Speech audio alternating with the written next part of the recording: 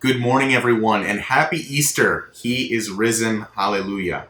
Welcome back to our special Easter edition of Getting to Know Our Heavenly Family, the parish series where we take a look at a member of our Heavenly Family, a saint, and see what they might have in store for us, what we can learn from their lives in our life today. I hope you all had a blessed Easter weekend and are enjoying the Easter octave, especially as we have such beautiful weather. We're very lucky this week. Today we're going to be talking about Saint Magdalen of Canossa. Another Italian saint. I've realized now that I've had a few Italian saints over the past couple, but that's all right. You know what? Nothing wrong with Italy.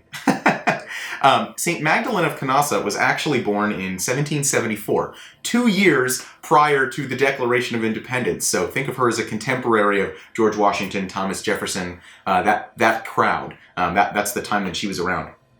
You know, as with a lot of saints, we've talked about kind of the template for sainthood before, and there's a lot of different paths that people can take, infinite different paths that people can take to becoming a saint. But she has a very similar path to saints like Saint Francis, Saint Ignatius.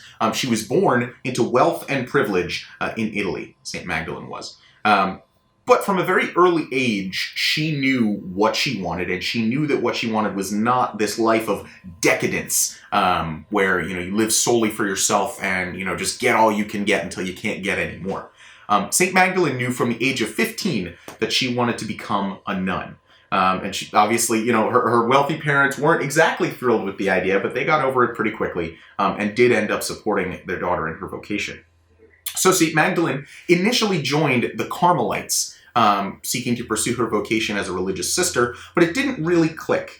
It's important to remember for all of us that, faith is a journey and vocation is a journey. And your first try at something is not always going to be what sticks in the long run, and that's okay.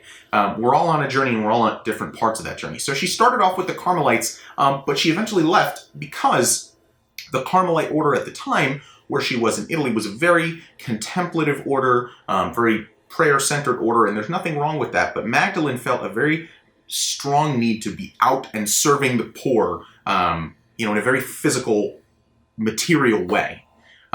So Magdalen left, and as a layperson ended up working in hospitals for a number of years. But she still felt that calling to religious life. She still felt that calling to be a religious sister. When she was about 24, 25, so right around my age actually, she started offering shelter, lodging to poor girls in her own home. So she kind of turned her home into a de facto halfway house, boarding house type of thing. So there was just this stream of disadvantaged young women coming to live with Magdalen.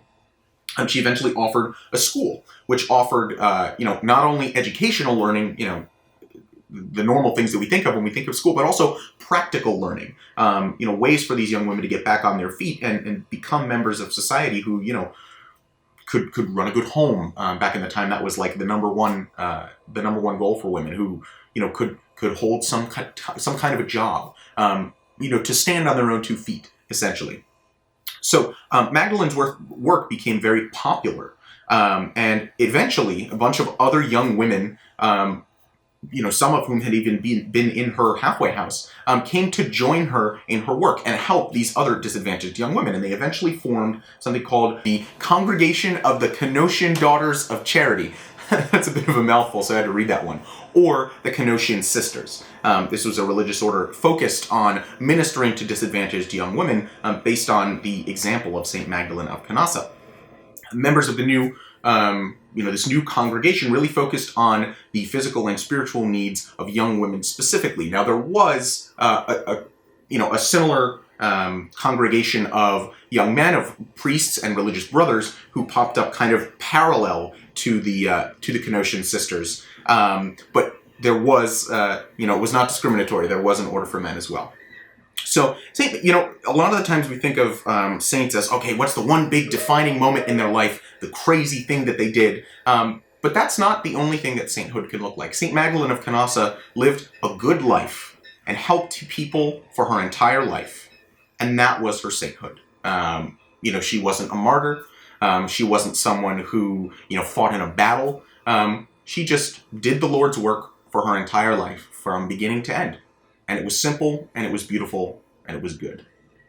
So, I hope you've enjoyed this episode of Getting to Know Our Heavenly Family. Happy Easter to you again, and we will see you right back here at 10 a.m. next Monday for another episode of Getting to Know Our Heavenly Family. God bless you.